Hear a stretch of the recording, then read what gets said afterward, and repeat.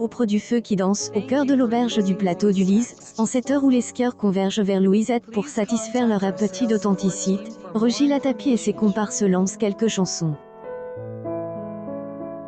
De la polyphonie à mime de séduire les touristes et de préfigurer le tournage qui va se jouer quelques instants plus tard.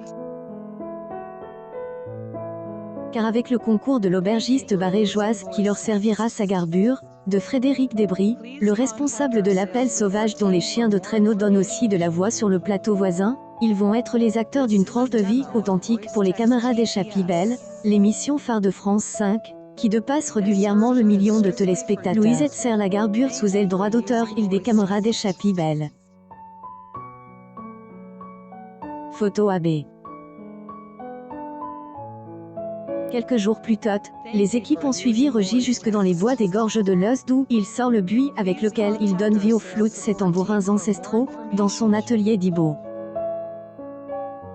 Ils sont venus voir comment je tourne le bois, jusqu'à ce que la flûte sonne, explique ce facteur d'instrument autodidacte.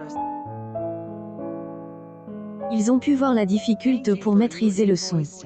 Car outre les décors splendides qu'offrent les Hautes-Pyrénées, l'émission s'est arrêtée sur les femmes et les hommes qui font vivre les Pyrénées en chanson, utilisent les vertus de la nature ou vivent la montagne intensement, au cours de presque 2 semaines de tournage.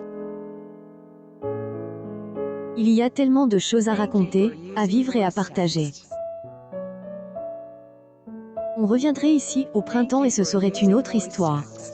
Un programme original autour des Pyrénées hivernales, fruit de l'échange entre les équipes du département et celles de l'émission, en octobre, lors d'une rencontre presse à Paris.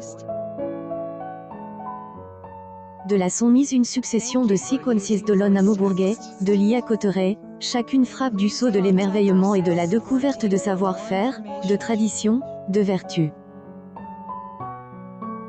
J'adore cet endroit, avoue sans détour Sophie Jouvillard, la présentatrice de l'émission, qui a passé la nuit dans une cabane voisine.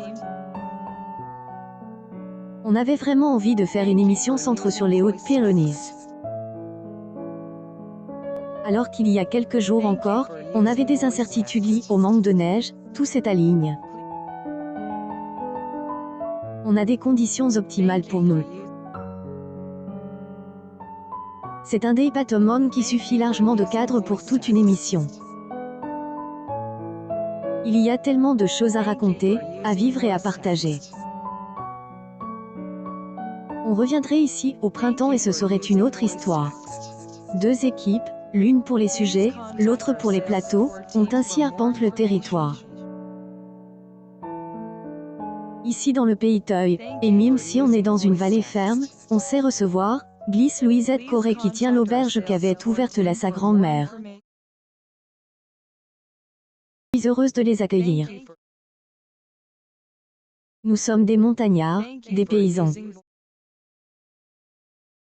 On fait simplement notre vie, notre travail. Si on peut leur donner le sourire, leur faire plaisir par ce qu'on fait. En attendant que la garbure refroidisse, couverte par les chants polyphoniques, Sophie Jouvillard avoue sur le ton de la confession. Mon coup de ses droits d'auteur, c'est ici. J'aime beaucoup l'histoire de Louisette, avec cette crêperie ouverte à elle, époque pour les rares personnes qui passaient là. Une histoire qui perdure, une de plus à découvrir dans cette Échappée Belle Santa Pyrénées, le 11 mars à 20h55 sur France 5.